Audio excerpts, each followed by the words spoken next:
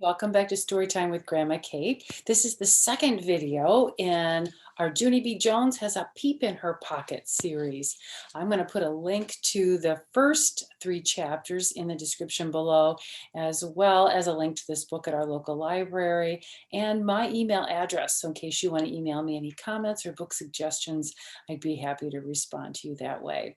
If you haven't already clicked subscribe to my channel, please do so, and that way you'll be notified of all the wonderful children's books that I'll be sharing with you. I was looking at my list the other day. There's over 140 stories or 140 videos that I've recorded this year, and it's been so much fun to share these books with you. So let's jump right into chapter number 4, called Cock-a-Doodly-Doo. Remember, Junie B and her class are going to the farm, but she thinks there's going to be a problem with the rooster. So let's see what she says in this chapter. On Saturday, Mother came into my room. She said we were going shopping for clothes for the farm trip. I looked up from my coloring book. No, thank you, I said, on account of I am getting a fever today. So, excuse me, I'm getting a fever that day, so I won't actually be going to the farm.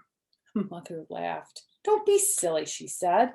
Then she picked me up and she carried me out to the car. Yeah, only here's the problem. You are not respecting my wishes, I said. Mother laughed some more. I promise this will be fun. I did a huffy breath at her. Whatever, I said. Whatever is the grown-up word for it. That is the dumbest thing I ever heard. And guess what? I was right. Shopping was not fun at all because Mother kept on making me try on clothes that I didn't want. First, she made me try on a shirt with checkery squares. Then she made me try on overalls with big giant pockets.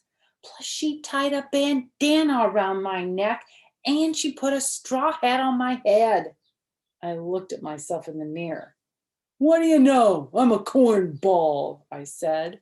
I wonder if this is the outfit she had on. I think she looks cute. I have a hat that's kind of like that. It's not as fuzzy on the ends, but I have a nice big rimmed hat that I like to wear in the summer. I think she doesn't look like a cornball. I think she looks adorable.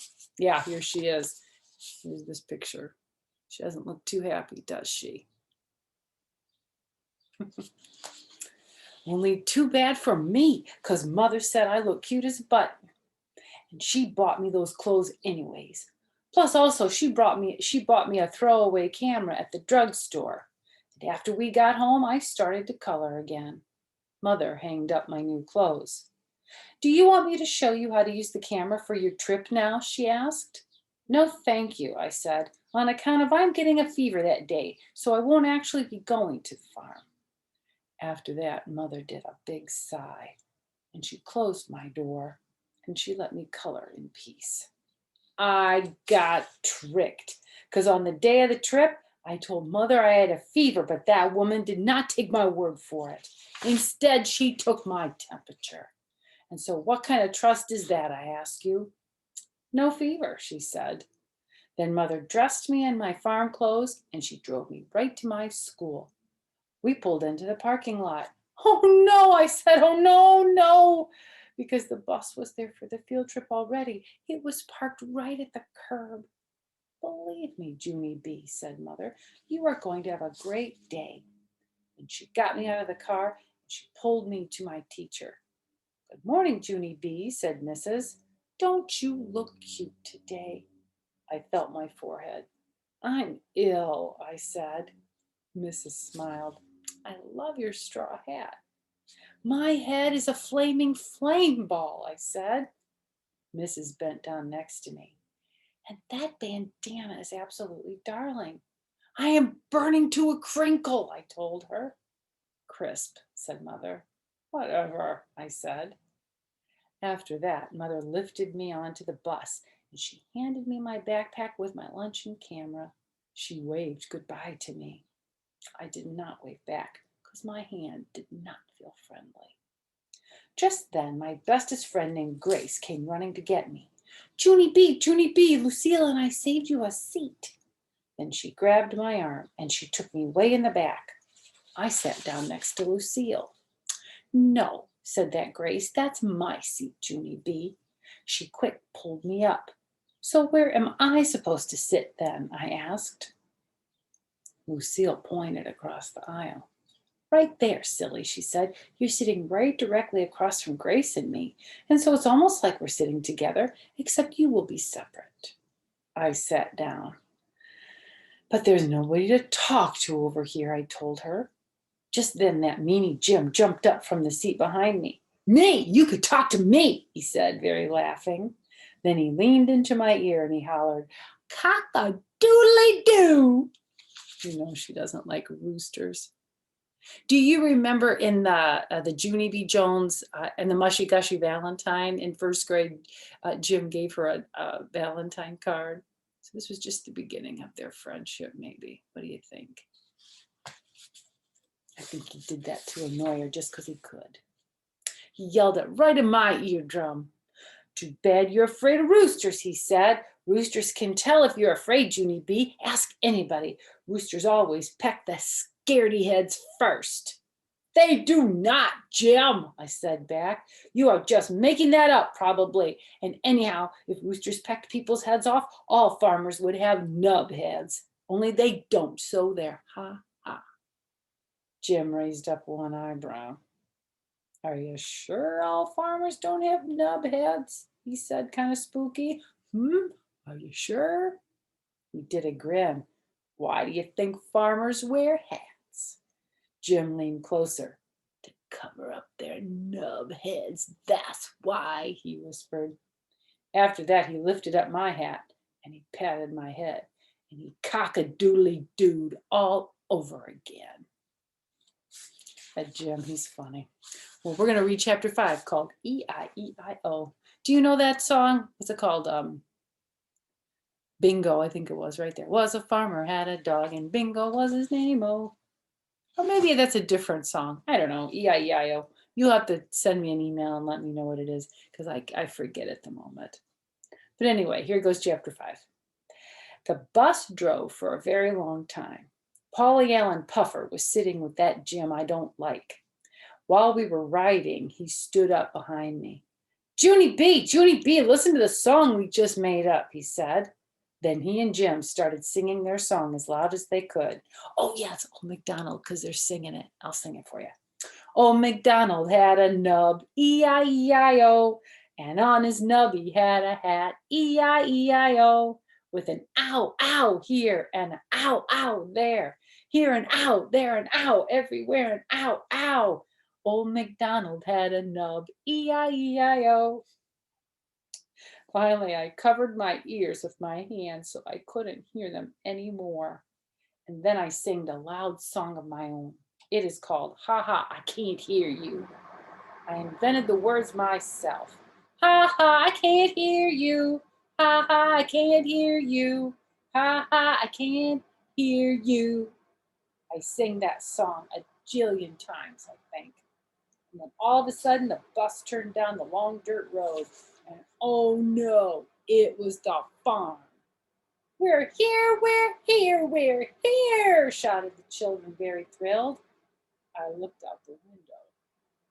There was a big house with trees all around it. And also there was a barn and a tractor and some chickens. I did a big gulp at those peckery things. Those chickens have pointy lips just like roosters. I quick scrunched down on the bus floor. And then I hid it under my backpack, very sneaky, because maybe if I kept real quiet, Mrs. wouldn't see me.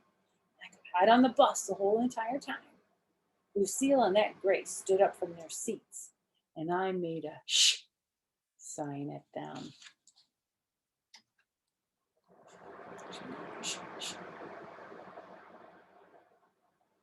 Think that Mrs. will let her stay on the bus? Do not tell the teacher I'm here and I mean it, I whispered. Only too bad for me, because just then I heard the worstest noise in the world, and it was the noise of a big dumb tattletale boy. Teacher, Junie B. Jones is hiding on the floor. I see her, shouted that mean Jim. Shh, I yelled. But Jim did not shush. Instead, he jumped right up on the bus seat and pointed his finger at me. She's trying to hide under her backpack so you won't see her, but you can see almost all of her perfectly good. He got off the seat and waved to me, very teasing. Ta-da, he said, and then he followed Lucille and Grace right off the bus. After that, my heart got very pounding inside, because I heard the sound of footprints, that's why. I scrunched myself tighter. Junie B. It was the voice of Mrs. I didn't answer. Junie B., I see you, okay? Your backpack isn't big enough to hide you, she said. I looked up real slow. Hello, how are you today? I said, kind of nervous. I'm fine, only I'm not actually hiding. Mrs. crossed her arms. Then what are you actually doing? She asked me. I did a gulp. I'm tidying, I said. Tidying what? Asked Mrs. Think fast. I'm tidying the floor, I told her. I quick took off my bandana and then I wiped the floor with it. Good news, I said. It's tidy now. All of a sudden, I heard a chuckle. I turned my head and saw some boots. Junie B. Jones, said Mrs. I would like you to meet Farmer Flores. Farmer Flores owns the beautiful farm we're going to be visiting today. I raised my eyes real slow. And finally, I looked all the way to the top of his head. That's when my arms got shivers all over them. Because guess what? Farmer Flores was wearing a hat. We're going to read Farmer Flores. That's chapter 6. Farmer Flores did a nice smile. Your teacher tells me that you're not very happy about being here today, he said. I felt my forehead again. I'm ill, I said. Yes, well, I've been thinking about how I could make this a better visit for you, and I was wondering if maybe you would like to be my special farmhand today. Do you know what a special farmhand is, Junie B? Shaked my head no. Well, for one thing, the special farmhand gets to walk with the farmer in the very front of the line. Would you like to do that, you think? I did my shoulders up and down. I don't know, maybe, he said. And also, the special farmhand gets to be the very first person to sit on the tractor, said Farmer Flores. Does that sound like fun to you? I sighed very big. I don't know, maybe, I said. Oh, he said, well, here's the most important job of all. The special farmhand gets to help me keep all the children in order. Just then, my mouth came all the way open. In order, I said, very thrilled. You mean I get to order the other children around? Farmer Flores rubbed his chin. Well, yes, I suppose you could put it that way, he said. I quick grabbed my backpack. Well, then what are we waiting for, farmer, I said. After that, I runned off the bus speedy fast, and I clapped my hands real loud. All right, people, get in line. Farmer Flores is going to show us around, and he doesn't have all day, folks. Pretty soon, Farmer Flores and Mrs. came off the bus, too. And there's Junie B. bossing all the kids around. Jim doesn't look too happy about it. She likes to be bossy, though, doesn't she? Do you like to be bossy? Do you like to boss people around? They told the children to please hold hands like the buddy system. You heard them, people, I hollered. The buddy system. Today we will be using the buddy system. All of a sudden, Mrs. bended down next to my ear. Helping Farmer Flores does not mean being rude, Junie B, she said. I want you to be helpful and nice. But I am being helpful and nice, I said, because I didn't even tell anyone to shut up yet. Just then, I skipped to the end of the line and checked on Polly, Ellen, Puffer, and Jim. Got my eye on you two clowns, I said, very helpful and nice. Jim cock-a-doodly-dooed at me again.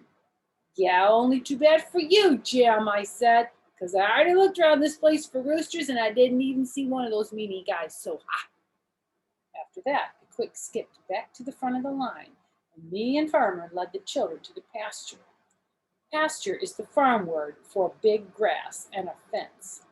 Only wait till you hear this.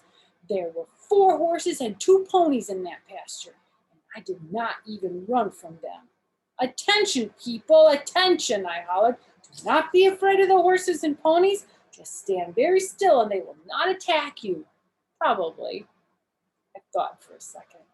Also, do not feed them cheese popcorn, I said. I looked at Farmer.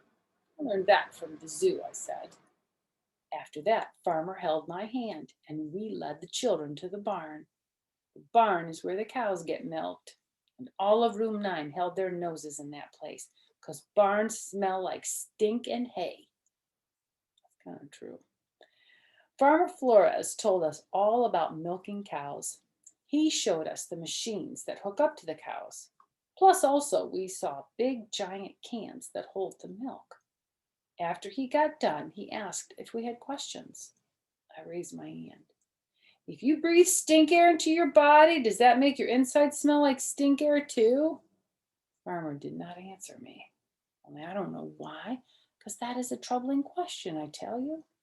After that, he took my hand again, and we took the children to another part of the barn. There was a black and white cow there, and Farmer showed us how to milk her with a milking machine.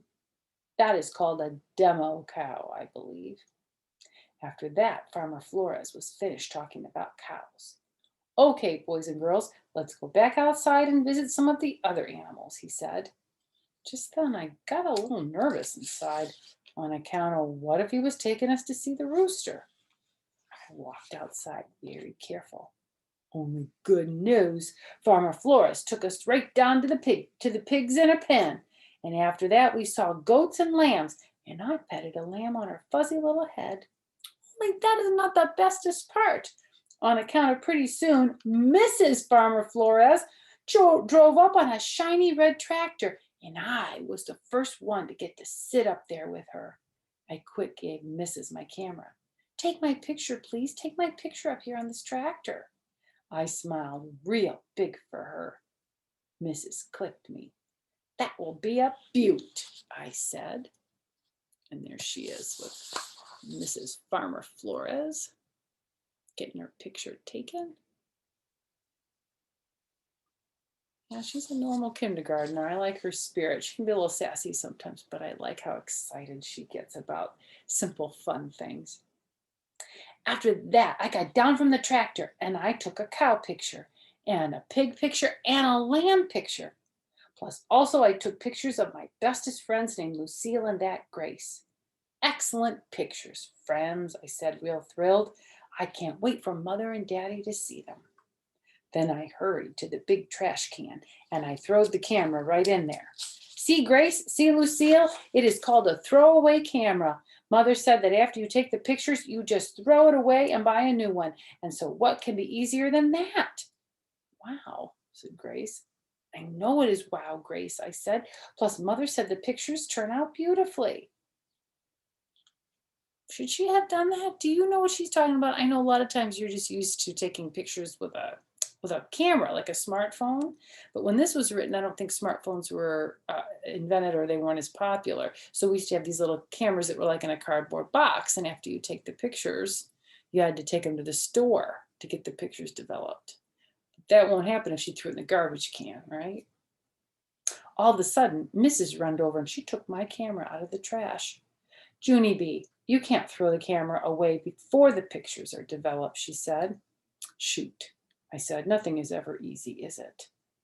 After that, Mrs. put down blankets on the grass because it was time for a picnic, of course. Me and Lucille and that Grace sat on a blanket and opened our lunch bags. Yum, I said, egg salad. Yum, said Grace, tuna salad. Yum, said Lucille, crab salad on a flaky croissant with a side order of greens and a light raspberry vinaigrette dressing. Then all of us ate our lunches, very delicious. I think I would want egg salad or tuna. I don't like crab salad and I don't like croissants, so I'd have to pass on Lucille's lunch. So we're going to finish up our Junie B. Jones journey today with that chapter. In our next video, we're going to finish the book, starting with chapter 7, called Spike. So until our next story time, have a wonderful day, everybody, and I'll see you soon.